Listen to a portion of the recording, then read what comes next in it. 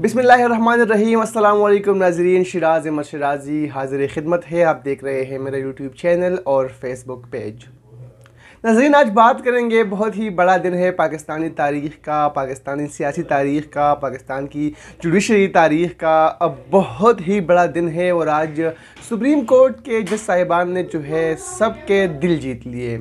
इंतहाई अहम फ़ैसला आज सामने आया है। डिप्टी स्पीकर कासिम सूई ने जो तहरीकी अदम एतमाद के हवाले से रोलिंग दी थी, उस हवाले से इंतहाई अहम फ़ैसला आज 5 दिनों बाद सामने आया है। और 5 दिन हम सुप्रीम कोर्ट में शदीद ख्वार हुए, शदीद ज़लील हुए, क्योंकि बहैसियत सहाफ़ी, बहैसियत रिपोर्टर आप सब तक ख़बरें पहुँचाना हमारा काम है और हम दिलजोई से, दिलजमी से ये काम करते हैं और अब तक हर लम्हे की जो ख़बर है वो तमाम जितने भी चैनल्स के रिपोर्टर हैं वो पहुंचाते हैं।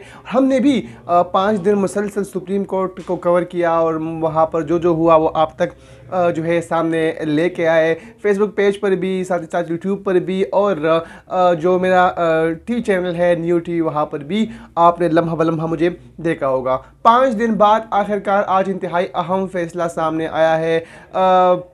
जब तहरीक अदम एतमाद के हवाले से कौमी असम्बली में इजलास बुलाया गया वोटिंग के लिए, डिप्टी स्पीकर कासिम सूई ने रोलिंग दी और कहा कि अदम एतमाद जो है इसमें बैरूनी क़ुव्वतों का हाथ है, बैरूनी साजिशों का हाथ है और ये जो तहरीक है, ये जो करारदाद है तहरीक अदम एतमाद के हवाले से ये मुस्तरद की जाती है। जिसके बाद अपोजिशन रहनुमाओं ने भी जो है इस पर शदीद एहतजाज किया और पाकिस्तान पीपल्स पार्टी के सीनियर रहनुमा नैयर बुखारी, जो साबिक़ सेनेटर भी है, उन्होंने सुप्रीम कोर्ट में जो है दरख्वास्त दायर की और ये मौक़िफ़ इख्तियार किया गया कि इस पर नज़रसानी की जाए। वो सुप्रीम कोर्ट ने भी इसका अज़ खुद नोटिस लिया था और अज़ खुद नोटिस की समाअत जो है वो होती रही। पाकिस्तान तहरीक इंसाफ की जो सीनियर कायदीन है, सीनियर रहनुमा है, वो भी सुप्रीम कोर्ट आते रहे, अपोजिशन के रहनुमा भी सुप्रीम कोर्ट आते रहे और आज इंतहाई अहम फ़ैसला सामने आया है। और ये फ़ैसला है कि अब जो रोलिंग है वो उसको मुस्तरद कर दिया गया है। वो जो असम्बली तहलील की गई थी खान साहब की जानिब से, जो उन्होंने ख़त लिख दिया था सदर पाकिस्तान के नाम, और उसके बाद उन्होंने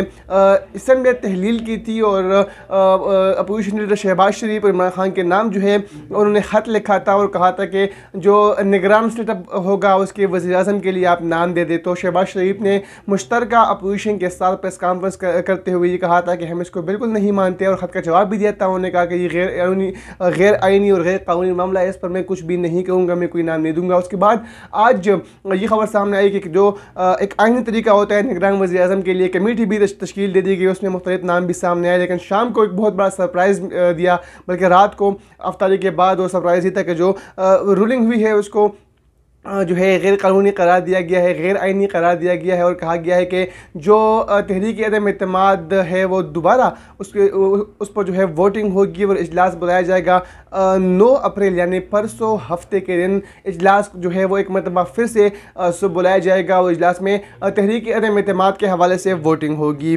और साथ ही साथ अपोजिशन जो कि मुश्तरका अपोजिशन के रहनुमा है उन्होंने भी इस पर जो है एहतजाजी मुजाहरे की कॉल दी थी और कल मौलाना फजल रहमान ने मुल्क भर में जो है आइन के हवाले से एहतजाजी मुजाहरे की कॉल दी थी। लेकिन आज जब ये फैसला सामने आया तो उसके बाद मौलाना फजल रहमान ने भी मुश्तरका अपोजिशन के रहनुमाओं, जिनमें शहबाज शरीफ भी मौजूद थे, दीगर रहनुमा मौजूद थे, उनके साथ प्रेस कॉन्फ्रेंस की और कहा कि कल जो है पूरे पाकिस्तान में यूम तशक्कुर मनाया जाएगा और कल जुम्मे की नमाज के बाद जो है मुख्तलिफ रैलियों का भी अहतमाम किया जाएगा और उसमें शुक्रिया भी अदा किया जाएगा। और साथ साथ उन्होंने ये भी कहा कि शुक्राने के नवाफिल अदा करें कि खान साहब से जो है अब जान छूट रही है।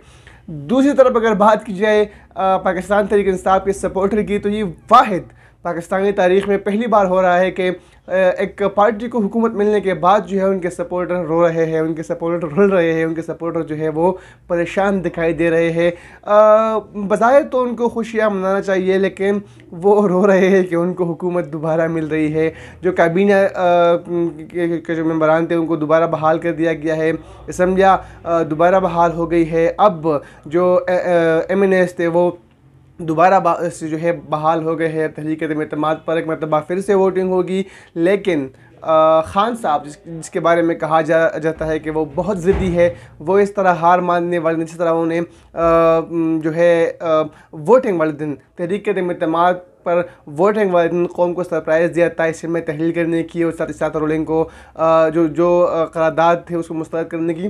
तो खान साहब अब चुप नहीं बैठेंगे। उन्हें अब से कुछ देर पहले भी बनी गाला में पार्टी रहनुमाओं का इजलास बुलाया, वहाँ पर भी आइंदा का जो लाएमल है वो तय करने के लिए मशावरत भी की गई। और ख़ान साहब एक और सरप्राइज़ देने के लिए भी जो है तैयार है, राह हमवार कर रहे हैं। लेकिन सबसे अहम बात यह है कि इलेक्शन कमीशन ने जो है आज ये वाज़ेह तौर पर कहा कि अगर इसमें तहलील होती है तो निगरान सेटअप आता है तो 3 महीने बाद जो है इलेक्शंस होंगे, लेकिन हम तैयार नहीं है क्योंकि हल्की बंदियाँ जो है वो अभी तक हमने नहीं की।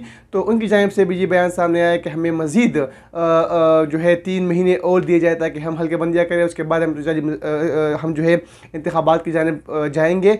वो भी तैयार नहीं है, लेकिन उनको तैयार होना चाहिए था क्योंकि ज़ाहिर बात है इंतखाबात किसी भी वक्त हो सकते हैं। किसी जब मुल्क के अंदर ऐसे हालात है, सूरत हाल ये है कि जो है हुकूमत गिराने की बातें हो रही थी तो इलेक्शन कमीशन को भी तैयारी करनी चाहिए थी। इसका तो मिसाल ये है कि लाइक इंडिया पाकिस्तान पर हमला करे और हम कहें कि हम तैयार नहीं है।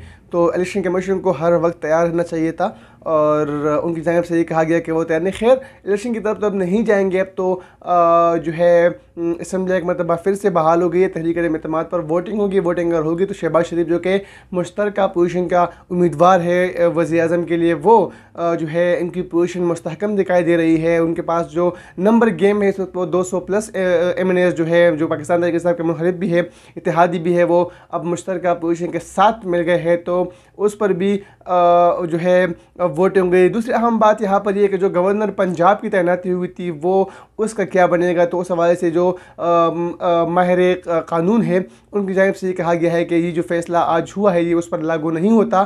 चौधरी सरवर से जो है उनसे जो गवर्नर पंजाब की जो मनसब है वो उसे लेकर जो दूसरे गवर्नर तैनात हुए हैं तो ये फैसला उन पर जो है लागू नहीं होता, वो स्टिल गवर्नर पंजाब रहेंगे। लेकिन आने वाला वक्त बताएगा कि खान साहब क्या करने वाले हैं और जो MNA से क्या खान साहब उनसे इस्तीफ़ा ले सकते हैं या नहीं। नेक्स्ट व्लॉग में जी कल बात होगी इस तमाम सूरत हाल पर के जो हफ्ते को इजलास है उसमें क्या क्या होगा। तब तक के लिए अपने दोस्त, अपने भाई, अपने मेज़बान शिराज अहमद शराज जी को इजाज़त दीजिए।